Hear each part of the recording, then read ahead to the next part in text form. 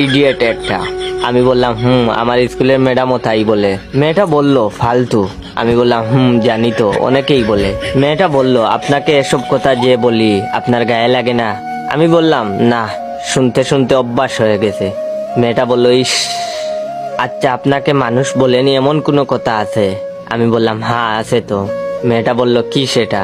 আমি বললাম আমাকে আজ পর্যন্ত কেউ বলেনি যে তুমি খুব ভালো।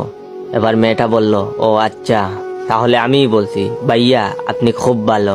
কথাটা বলার সাথে সাথে মেয়েটার গালে তাস কইরা একটা থাপ্পড় মারলাম আর বললাম হারামজাদি, আমি যদি ভালো ছেলেই হয়ে থাকি তাহলে হুদাই এতক্ষণ বকা দিলি কেন? মেয়েটা আর কিছু বলল না, চুপচাপ বেক্কেলের মতো দাঁড়িয়ে বেহুশ হয়ে গেল। তখন আমি তার পার্সটা চেক করলাম। চেক করে দেখি অনেক টাকা।